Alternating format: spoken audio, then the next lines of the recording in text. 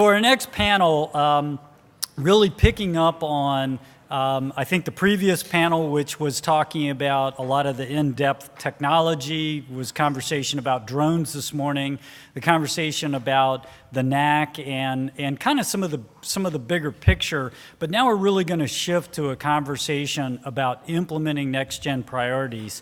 And so we've asked Trish Gilbert, who's the Executive Vice President of NATCA, to facilitate this discussion. So with that, Trish? Thank you, Andy. Appreciate it. I'm really honored to be moderating this panel, and I really love the opportunity being here at RTCA and the Symposium. It really is a great event.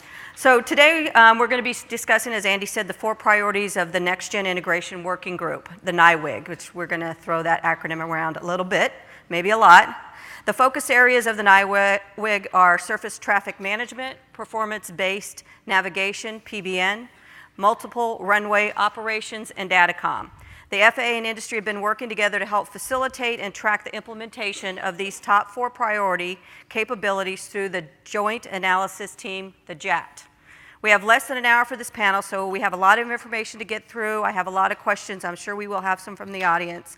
The full bios of our knowledgeable and hardworking panelists are in your app, so look at that there. But I do want to give you a little brief introduction on who they are and how they relate to these initiatives. So sitting right next to me is Captain Stephen Dixon. He's Senior Vice President, Flight Operations for Delta Airlines. Captain Dixon also served as the chairman of serves as the chairman of the International Air Transport Association IATA Operations Committee. He's the past chairman of 2 federal advisory committees, the APMAC, which is the Air Traffic Management Advisory Committee, and the NextGen Implementation Task Force 5, or Task Force, commonly known as Task Force 5. And Captain Dixon now serves on the NextGen Advisory Committee, or the NAC. Jesse Winchus, next to him, has more than 30 years of experience in government and industry as a chief systems engineer, an engineering manager, and a program manager. He is currently the program manager for the Data Communications Program in the FAA. He is the FAA lead on the NAC's DataComm roadmap. Next to him is Captain Brian Townsend, who's a technical pilot and airspace optimization for American Airlines. He supports the company's NextGen initiatives and system airspace activities. Captain Townsend also serves as a member and in leadership roles with various stakeholder groups and action teams, including CNS Task Force, which is Communication, Navigation, and Surveillance. He serves on Industry Technical Pilot Work Group, as a co-chair on various PARC, Performance-Based Aviation Operation Rulemaking Committees, and RTCA work groups and committees. Next to him, we have Pamela Gomez. She works in the NextGen Performance and Outreach at the FAA. She leads the NextGen stakeholder collaboration activities internally across FAA lines of business to execute the NextGen Management Board, and is extremely active in the NextGen Advisory Committee on policy-level issues in implementing NextGen. And then next to her, finally, is Dave Knorr.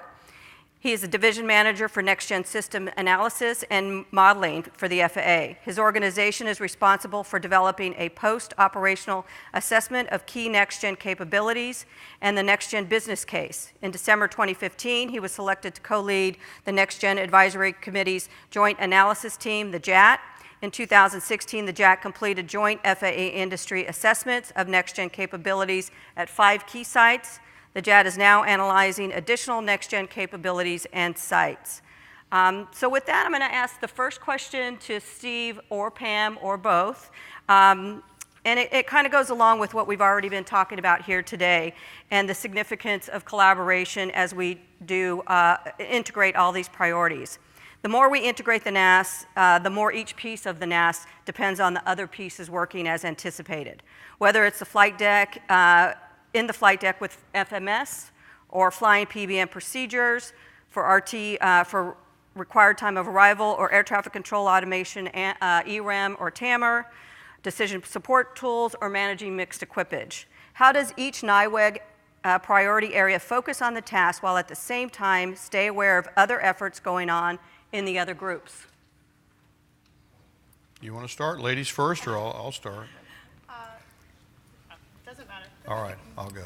Well, first of all, it's an honor to be here with you, Trish, and with these professionals who have had their shoulders to the wheel for many years on improving the performance of our national airspace system, which is a treasure for the U.S. So it's an honor to be here with you all. I think in answer to your question, I think it's helpful to remember where we've come from and where we've been over the last few years. Because if you don't put these things in context, it's really hard to get a good baseline of just how far we've come. And in many of these areas, the landscape has changed considerably, both on the FAA side and on the industry side, just within the last 3 or 4 years. And I was struck on the panel this morning, which I think Craig did a great job of setting the stage for the entire symposium. I was struck on the panel this morning by the maturity of the conversations that we're having as an industry and as an agency versus where we were even as recently as probably 2011, 2012, but certainly back in the days of the ATMAC, which was very tactically focused, and there's a lot of great work being done, but we certainly saw a sea change with Task Force 5 and over 300 industry stakeholders coming together to help the agency provide a cohesive industry perspective. And that, frankly, had been lacking prior to that, and it's a process that's continued to mature over the last few years. And I don't think we're quite there yet, and I think the discussion this morning on the first panel really emphasized that. If you look at Task Force 5, before 2009, we were really talking mostly about technology. And as we all got together, we realized that it's not, the technologies are only one of the elements that has to be brought into play to be able to improve system performance. In the case of the airlines, for our customers, and certainly the airports, in the case of general business aviation, improved access, improved operational reliability, as we talked about this morning.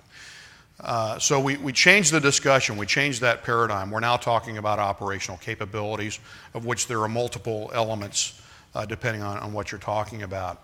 As we moved forward into the sequestration time frame in around 2013, that was a kind of a forcing mechanism, an unpleasant process to go through, but it actually was a catalyst to, I think in a lot of respects, get the industry's attention to say, and the agency came to the industry and said, if we have to limit ourselves, what are the most important capabilities that we really need to move the system forward? So that's where the priorities came out of. Then we got into January of 2014, and at the NAC meeting, Bill Ayer, who was the chairman of Alaska, at that time said, well, can we just do one thing? We're trying to do hundreds of things. Can we just get one thing across the goal line? And that process led to, and it actually gets back to your question, Trish, it led to the emphasis on the top 4 areas, taking those Tier 1 and Tier 2. There were about, I think, 32 or so capabilities that we looked at back in 2013, focusing on the 4 that we felt would provide the most value.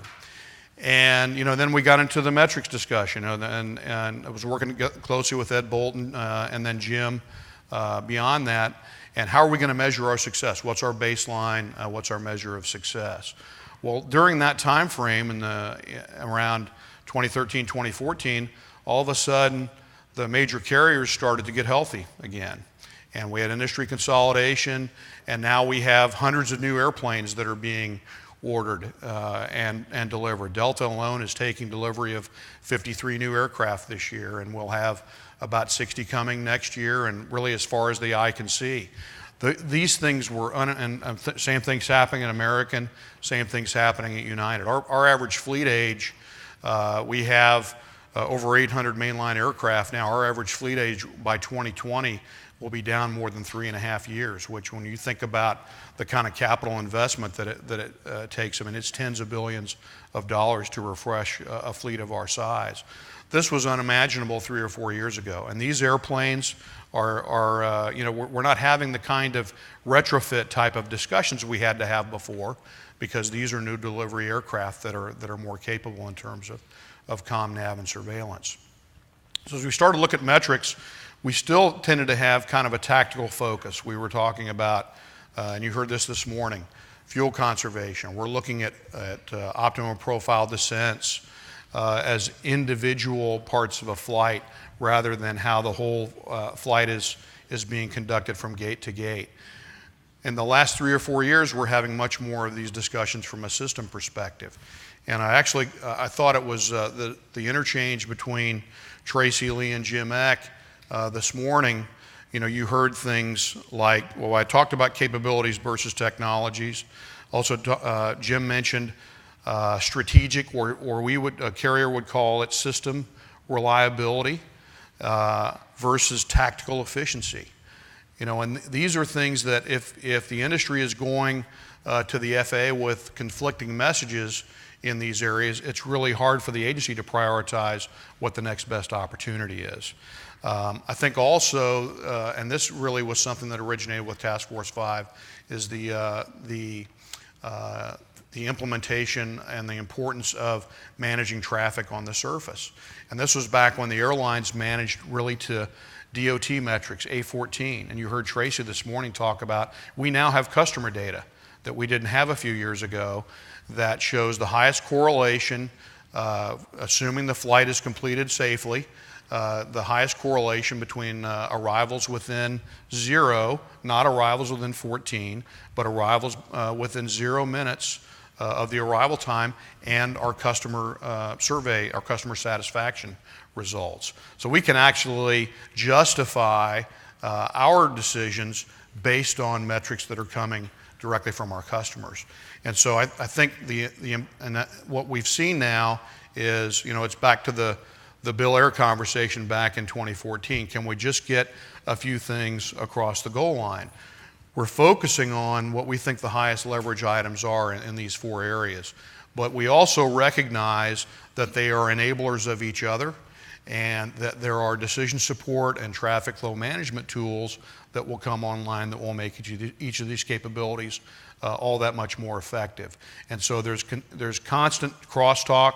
There's certainly within the NIWIG itself, but also at the subcommittee level and even at the NAC. And I think this has also led to the opportunity at the NAC to focus a little bit more on the Northeast Corridor than we have in the past.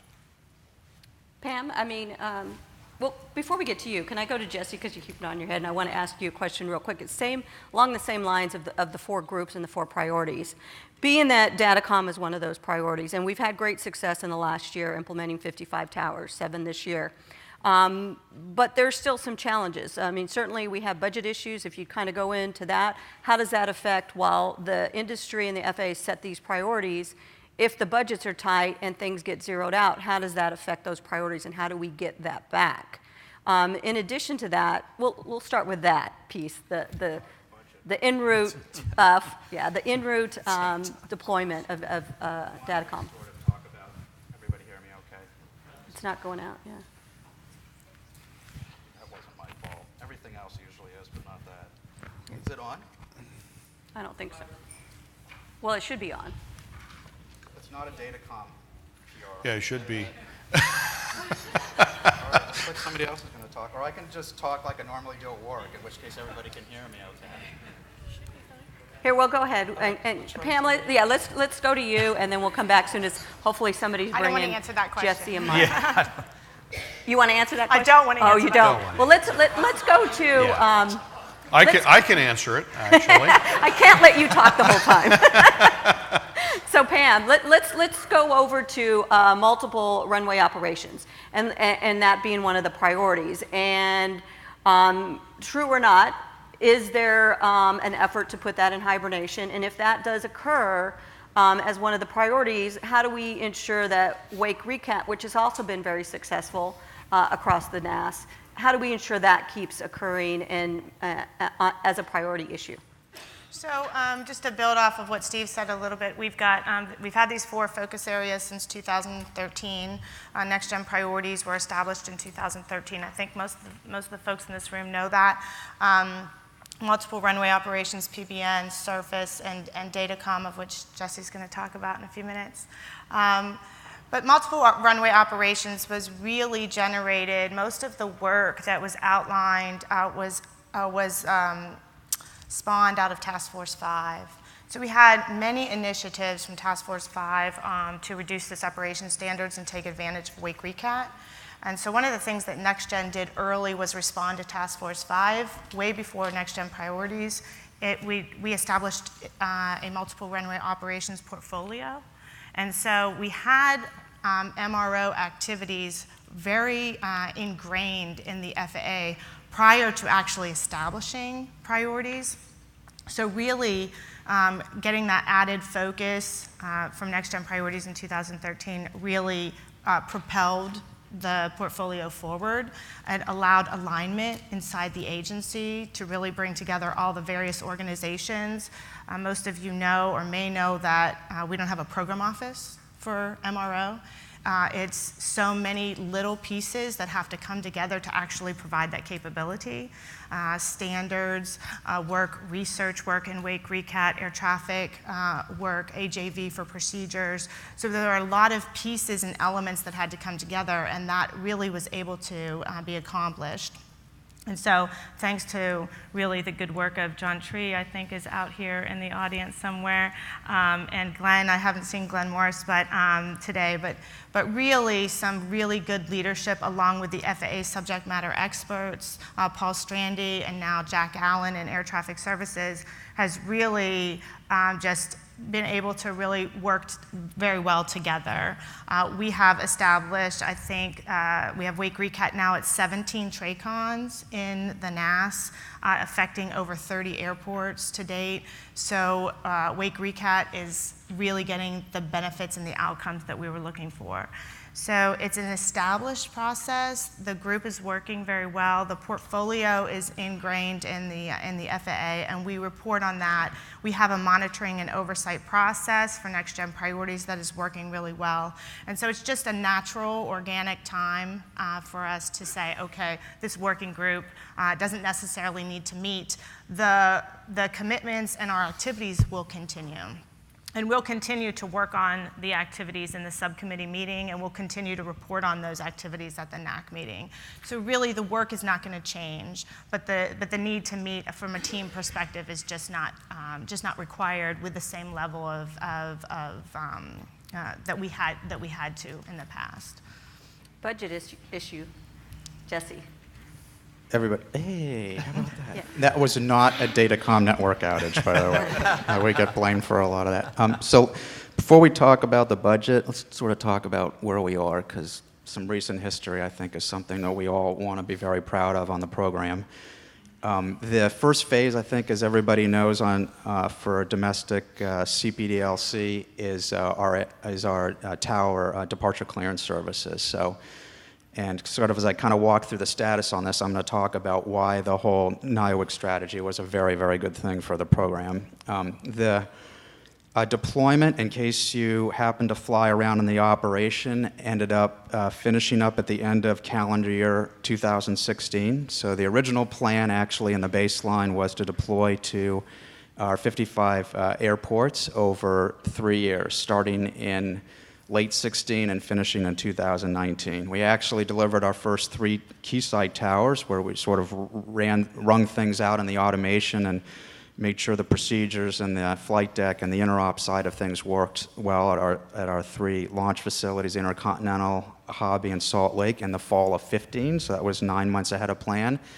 And then the agency and the operators leaned in very hard last year to deploy and activate the rest of our towers, and we finished that all in calendar year 16. So we actually deployed and upgraded the system to 70 towers in 1 year, which is incredible. So for those of us who are sort of involved in the logistics of that, the controllers and the techs and the testers and the operators and the network service providers and the automation. There's a lot of moving parts in the program. It was really incredible to watch that last year. And we hit our IOC dates at these towers almost to the day at most of those locations, which is really incredible stuff. So the program and the NIWIG was the NAC NIWIG was the framework around a lot of that conversation around acceleration. So industry said, compress, move faster. This is easier for our crews and for our operations folks.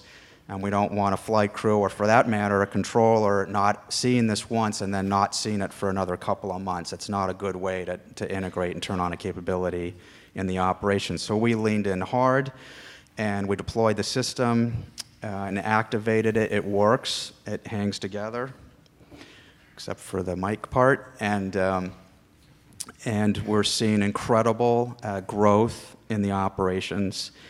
And we're in swap season now. The weather's been pretty tough over the last month, and we are watching very closely to see how the tool is providing value added in the operation. In case you don't know, again, 2.5 years early with the deployment, and we're actually tens of millions of dollars under budget and underrunning on the program. So we actually used some of that underrun funds to commit to the deployment to 7 additional airports, and that was all done in concert with NATCA and with the operators and the facility stakeholders. In fact, we have a couple of facilities that said that's the first time in my entire FAA career anybody's actually come and given me something without me having to fight for it. So it's really, really neat stuff. Let me just talk a little bit about operations, and then I'll sort of mumble about the budget, I guess. So we started our deployment in January of 16. We had 3 towers active plus NewWorks prototype, and we were running about 1,200 operations, DataComm DCL operations a month. We just crossed over 30,000 operations a month in the last week. So if you want to do the higher level math on that, it's over 6,000% growth in a little over 15 months, which is really incredible. That's our facilities going operational, and that is the operators bringing equipped jets and trained crews into the operation. So it's pretty amazing stuff. I have a chart that sort of shows what that looks like over time, and that's mainline, international. The GA side of the program has far exceeded our expectations in terms of growth there. That's a very exciting part of the program. So what you're supposed to be getting out of all that is the program is running on all cylinders right now, finally, after sort of talking about this for many, many years, and we're excited about that. And then comes en route. So en route comes in a couple of pieces. The first piece is initial services, which has TOCIC, we'll call sort of hello goodbyes. It has reroutes in it in domestic airspace, which is a very big deal, and some other supporting capabilities for the pilots and the controllers. That is fully funded right now. So there were no budget cuts for that, and we hope to have that turned on our first 3 operational centers next fall, which will be about 6 to 8 months ahead of the plan, and then we hope to have all 20 centers active before the end of 19. So that's looking good right now. That's kind of what we've been trying to shoot for. The pieces that come after that is what is not a good story in the budget right now. So right now, the way the budget stays the way it is, everything beyond initial services has no funding associated with it. So I'm hoping that that gets fixed as we sort of walk through the process. Kind of the analogy I used with Steve is we've sort of did all of this work to build the first layer of the wedding cake, if you will, which has the infrastructure and it works, and we have the equipped aircraft, and we have the automation pieces in the network, and it's all strung together, and it all works, and it's stable. We're going to extend that into en route, which is the next layer of the wedding cake, and then to sort of not do the rest of it would be a real shame. So we kind of hope that get straightened out. So can I piggyback on? Sure. I know Dave is writing notes like crazy there. I don't know if you want to weigh in on any of this or you're saving it. No, I am Dave's very gonna- happy with Good. He's DataComm. going to solve the budget issues. So we'll let Brian and Steve, either one of you want to weigh in on this? First of all, Jesse and his team have done a tremendous job, by any estimation, getting the initial capabilities deployed. This is a huge paradigm shift. And it's a capability that we've used in the oceanic environment for a number of years, but it's procedural separation. You have international trained pilots who are using it for clearances, and in the oceanic airspace, it's really a different ball game. To do this in domestic airspace is a big deal. And back in 2012 or so, when Forrest Colliver and I were working on the DataComm task group, we didn't have the benefit of full industry participation at the time, because of some other things that were going on. but we were operating against a backdrop of airplanes that are not as capable as what's coming online now. So that's part of the environment that's changed. I think also, you know, Jesse talked about the FAA implementation. On the industry side, you know, we saw there were some challenges. There were some challenges with certain unanticipated functionality of avionics on the flight deck that we had to work around, some things that we found out. And this is, we've been saying for years, you know, if you don't ever implement, you don't discover what these things are. And also, there are various operators who may have mitigated those issues in different ways. And you don't elevate those issues, you're not able to address them from a real-time operational perspective without doing this work. So I think we're up on the step. This is just the first step. There's a lot more to go. And I think that doing things that make sure that we've got the most participation that we possibly can in the system as it moves forward is going to be really important. And having uncertainty in where the program is going after the additional en route services is certainly not helpful, and we hope that we'll be able to work together to overcome that. So Brian, it kind of goes to what Steve's saying. As we implement, are we utilizing? I mean, that's two different things, implementation and utilization. And that is based on the fleet as well at the airports. I think Newark, about 20% of the aircraft that go in and out of Newark daily use the DataComm because of equipage. I think it's about 20% at Chicago, about 18% at Newark, something like that. So are we getting there with the fleets being updated? Is it a trust in the technology? What is occurring from the user perspective? Do they see a benefit to their investments with equipping their fleets? We are seeing initial benefits. It's been pointed out at Dallas. The company is taking notice of it, and of course, I think what was a game changer for the program was having the funding available so that the operators could get into the game without the huge investment. We have 100 and some 737s now that are equipped. So other than our international fleet, that was our first step into the domestic or narrow body fleet for DataComm.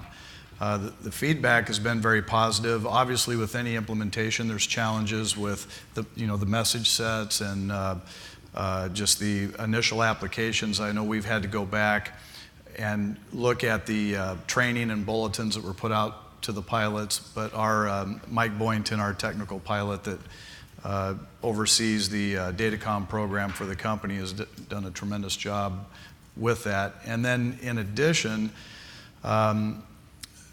reflection on Jesse, where he's reached out to other groups. So for example, I co-chair a pilot controller systems integration work group.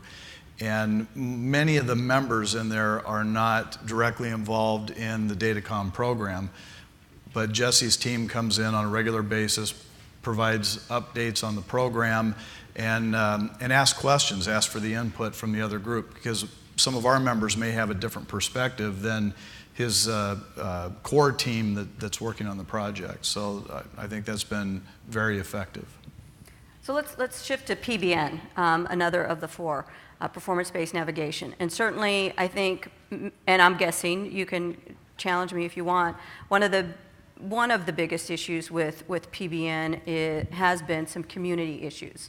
And the FAA administrator mentioned in his speech at lunch that they've hired somebody to deal with that. Can you kind of speak to that, Dave, about when is it appropriate to bring the community perspective on board? So, what we're looking at in our analyses are benefits to the airlines. And the main one with PBN would be R&P, where we can do short downwinds. Short downwinds are happening at low altitudes, very close to the airport.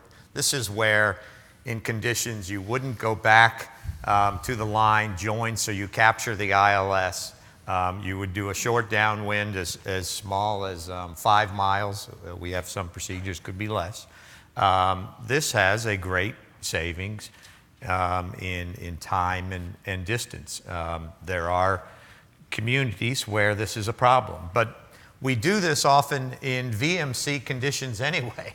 So where we're doing it in VMC conditions, it's really getting better than that VMC, which is going from 5 miles to 3 miles, that really can cause community issues.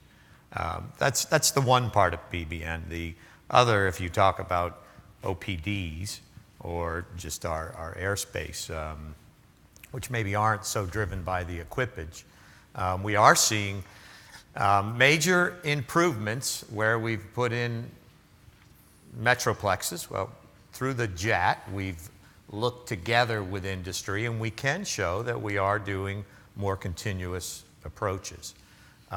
Sometimes this structure that comes in, though, can add extra distance, and that's where our team is getting together to look at this overall impact of OPDs. And we've come to some very positive results, and the best part is a common language. You heard Margaret say it this morning. A common language, transparency in the data, and some trust between the FAA and the airline industry and how we do this measurement. It used to be the FAA would do it by ourselves, and it's been great to do it in partnership. So that went a little beyond that's fine. your question. Well, and certainly, I mean, just to add to that, I think, we've made a lot of improvements in the .41 process over the course of NextGen Priorities since 2013, certainly with the work of the NAC and the NAC subcommittee and their help in order to make those improvements and those suggestions and those recommendations. And I think, we have embarked on a PBN NASNAV strategy that we've all agreed to, the park and the NAC. That was really a cooperative effort. And thanks to many of you in this room, that document is now, that strategy is now signed. I think now, really, I think, Steve, you brought up a really good point. I mean, we have evolved now to where we don't need to just make the basic assumption in all of our NAC work of it's a mixed equipage environment. Now we're actually, seeing the bow wave of equipage and next-gen equipage, and now what can we do? What assumptions can we make going forward from here? Where is our goals for a homogeneous fleet? I mean, we need to get to a homogeneous fleet in order to really get to better predictability, because at the end of the day, if you're really going to work on A0, right, you need to, in the complex airspace like a metroplex, then the more uniformity you have in that fleet, the better off we're all going to be. So, I mean, I think we need to start talking about the problem differently and where do we go from here now that we are, I guess, over the critical mass on equipage in both in nav, comm, and surveillance. And if you think about lessons learned, it's very interesting. I worked on the WASP program for 10 years with some of you all out here, and I was thinking about navigation and how we equipped with nav was throughout, not with a mandate, right? With ADSB, we chose to do that equipage via a mandate, and now DataComm, we did that through an incentive. And so we have done a little bit of a different approach in all three of those areas. So really, I think that's a well-informed platform of where do we go from here, is how can we really get to look at, how are the regionals playing in this complex airspace, and how can we get to really taking advantage of our traffic flow management tools that are coming down the way in order to really get to the goal of A0. Well, let's talk about decision support tools and how are they being prioritized in and amongst all of this activity that's happening. How is that working? Well, I mean, the NAC was instrumental last year. The FAA submitted a tasking to the NAC to, as a result of really the parks work on the PBN NASNAV strategy, and said of our next 15 years of deployment into really moving into service levels and service groups, how are we going to how are we going to look at the automation tools that really are going to keep the aircraft on the PBN procedure from the top of descent to the runway? And we have a lot of good folks in the audience here working on that and provided the FAA with really good recommendations to that effect. We've got the automation platforms Jim Eck talked about this morning. We are really set up. The infrastructure is really well established now for us to really figure out how best to implement these tools. And in fact, many of those tools are already in some stage of implementation. So really, what we're trying to do is work collectively together, FAA and industry, with the facilities, integral to the controllers, obviously, because these tools are how they're making these improvements, is really trying to capitalize on how we can best package them and bundle them in a way, in a geographical way that's going to get the most out of the tools. So are we getting down to that level, the controller level and the pilot level, not just in regard to training, but in understanding what the tools and capabilities are supposed to accomplish, nationwide, systemic, accomplishments. TBFM is an example. As we implement that in facilities, are they using them? And we've uncovered, in fact, that they are not in some facilities that have implemented. We've checked that box. Are they really utilizing them? And does it take us going another step and making sure that you're not only trained on the tools, but understand why we need them to use those tools? Are we getting to that level? Go ahead. I would love to talk about that. So I think that we don't do that as well as we should. So the general, I don't want to speak for the operators, but the general experience I've had working automation programs in the FAA is if we're either replacing something in kind or we're adding a tool, we tend to train what we say the knobology, right? So we're saying this is what's in the CAI, the interface. Here's the menus and the views. This is what you do if you get a message in. This is how you process it. That is not how to use the tool in the operation to evolve the system. So, and that is right in the wheelhouse on DataComm because it's an entirely benefits-driven program. So one thing we've done that's a little different than I've seen on other programs is we do an incredible amount of outreach on the program with the facilities. The NACA SMEs on the program support this. And of course, we have our working group with the operators. And that's all about doing two primary things, which are sort of the two sides of the same coin. One is it working properly? So that is, we had an opportunity to use it, and the crew used it. Did the message go, and did it get processed properly? That's sort of like the health side of the system, which we do very well. And the other side of the coin is did it help? And the benefit side of that comes down to, did the training get pulled all the way through properly? Was this useful when the flight crew and the controllers really needed it, which was when things were busy or they're trying to recover from a weather event? And is there something about the operation on the field, since we're on the surface first, that constrain them from possibly using that? That could be equipage, it could be constraints in the ramp area, it could be runway configuration, it could be a lot of different things. So what we're actually doing this year is we have controller SMEs on the program going back to our facilities to go have conversations about those kinds of issues. And we've learned a lot about that. It's kind of a mixed bag from, the facility's actually using it the way we thought it was going to be used, to we didn't realize it could do that. We need more conversation. So that's a very big deal on the program, because we're not going to realize these next-gen and capability enhancements that Steve talked about if you just train, this is the way it works, push the buttons. It has to be, this is why this tool is providing a benefit that feeds into the larger operation. I think that's where you were going, Trish. Pilot perspective? Yeah, I think from the day-to-day operational capability, I mean, the issue you're getting to me is about scalability. We've got procedures that are out there that aren't fully utilized for good reason, because we're operating under a paradigm on the flight deck or in the facility where we haven't connected all the synapses yet.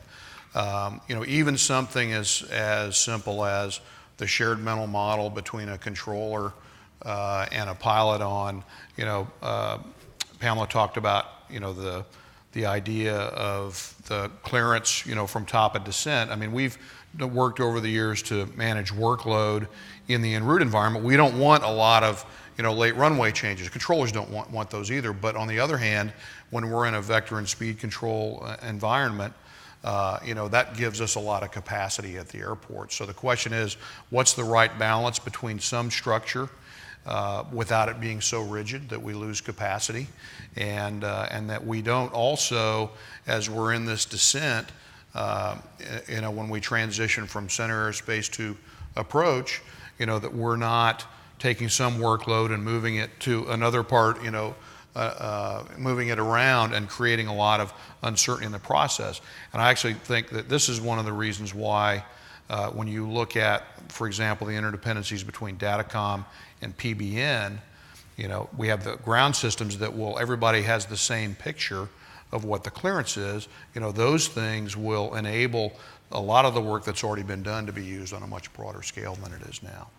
Trish, there was a kind of a more recent example, and what Jesse pointed out is a very important takeaway. A few years back, GMS was deployed in Albuquerque Center, the ground-based interval management spacing tool. And at first it looked like a pretty successful deployment, which it was, but later on, as we asked controllers, well, first we asked the managers at the facility, how's GMS working? And the feedback was always, it's great, it's working wonderful. Then we started asking some of the controllers that worked that traffic using the tool in their sector, and the majority of the feedback was it doesn't work. I tried it once or twice. It created extra work for me, so I didn't use it. And we've heard this before, with other initiatives. So there was a lot of concern with that, and I know that with NATCA and within the program office, they've deployed teams to go out to the first 3 sites to identify the operational issues and address them. And recently, talking to one of the same controllers, it's a completely different story. That now they see the value in the tool, they understand it, there's been more training, and there's some other aspects that had to be addressed as well. But to me, that's a very positive sign, and that needs to carry forward no matter what program you're working on. We know that TSAS will be coming, so I'm hopeful that all these lessons learned will be applied there before we do any deployment and find out later that we could have done it differently. And I imagine it's not much difference in the cockpit. The pilot needs to understand what we're doing and why. I mean, I know we had a lot of issues with climb via, descend via, and I don't know that was all training, but I think certainly some understanding about the capabilities there. We only have 10 minutes left, so I want to open it up for the audience. I'll go to Andy first and see if he has anything. There was one question, but I think it'll be better for the metering session. If I could, Trish, I would like for Dave to share just a little bit, because since last year, the JAT has done a lot of work, and I'd like him to share just a little bit on some of the results of what you found from some of the specific implementations. Okay, so, from our perspective, the main things that drive improvement, you heard Tracy this morning talk about block time, are when we can improve capacity, when we can improve efficient use of existing capacity. Wake Recat clearly has improved capacity. It's reduced separation between particular aircraft types, and we have been able to measure through the JAT at least 4 different sites, including some big sites like Philadelphia, partially in LAX, at Charlotte, and others, somewhere between 2 to 10% increase. And the beauty of this is not just the 2 to 10%, but it's that we can calculate it with our data, United can calculate it with their data. It's all kind of coming from ASDX and others. American can calculate it with their data, and Passeur, a third party, can calculate it with their data, all getting the same thing. That's impressive. That's transparency, that's trust, and that's been a big start for us. We also have looked closely at DFW. I mentioned that. We were able to show fuel efficiency into DFW on arrivals as part of the Metroplex. This means less level segments, more continuous descent, and a minimal impact on the extra miles. You know, one thing, structure, folks, when we add structure, it can add miles. And that's what we got to be real careful about when we're trying to improve level segments, that we don't add too much extra miles that just you keep paying for it over and over again. I know I got pilots on here that I hopefully would agree. So those are two. EOR, we were able to measure shorter downwinds into Denver with EOR. And Andy, what was the other one? That may be, and what's that? OPDs are part of, and we were able to, using the same method, we found major improvements into Minneapolis with OPDs.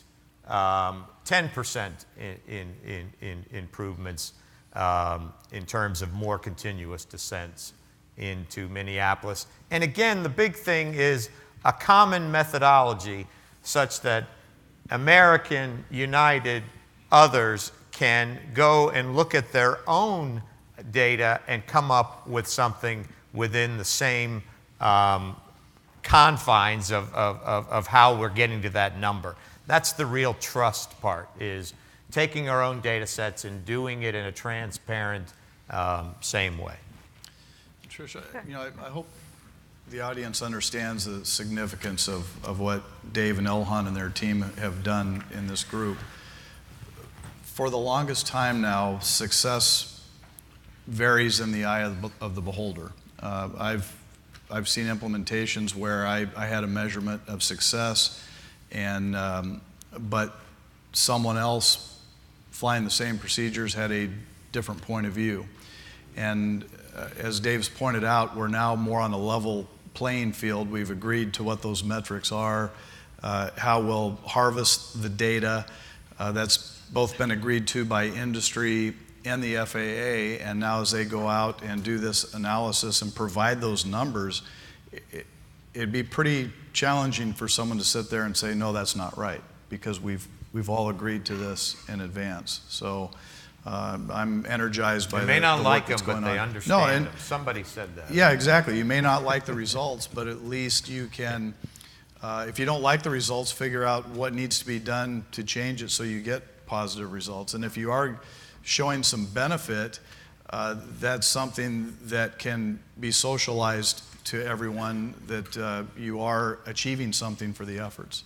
Yeah, I mean, I think just to echo that, the open communication that we have established, I think, in NextGen Priorities and the joint analysis team is really the strongest it's ever been. It's allowed the needs of the users and the operators to have very frank conversations. We've kind of opened up the hood inside the agency, and I think industry has been surprised at sometimes like the level of expertise and the skill set of the people in the agency is, quite frankly, really outstanding.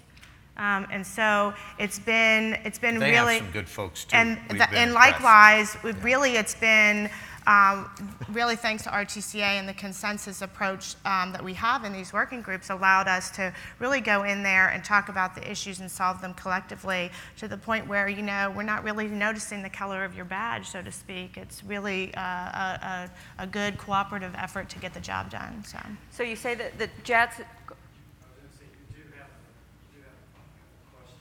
Okay. Can I add one more quick comment? So you say the JAT is as strong as it's ever been, and certainly Dave would agree with that. So the level of frustration that seems to be out there with the length of time things take, are the users really getting the benefits that they thought they were going to get, and when are they going to get them? And certainly the earlier panel said 2025 was always the date. However, some things have come along since then. is this before or after, or how do we explain that? Well, let's take the JAD in North Texas, for instance. We came up with a number we agreed to, but it was a third or a fourth of what was originally planned. And that's out there. I mean, we didn't get as much as but we know what we got, we know why we got it, and we know why we didn't get a bigger benefit, which is a benefit for the process moving forward. So, well, and also I could say that, who was it, Craig? Earlier you said everybody has an opinion, but you're not allowed everybody's not entitled to their own facts. I mean, the facts for NextGen Priorities are that we are 99% successful in our activities. We have actually a 99% success rate in every single thing that we have jointly agreed to.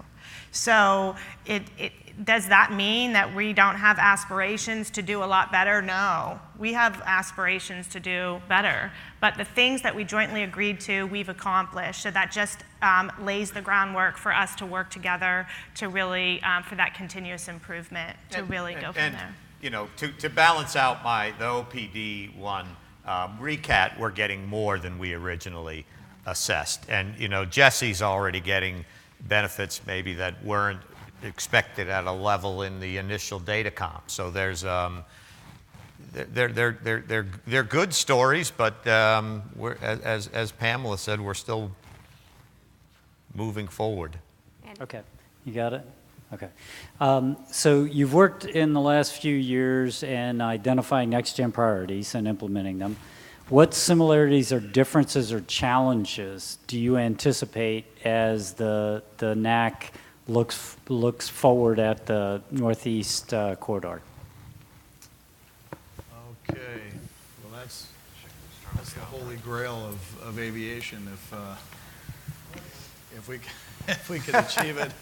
Joe will answer that. In the Northeast. I'll just make a quick statement that I think has somewhat been the elephant in the room. Before we march too far down that road, and it's been attempted many times in the past, and mixed results. The staffing issue will have to be addressed.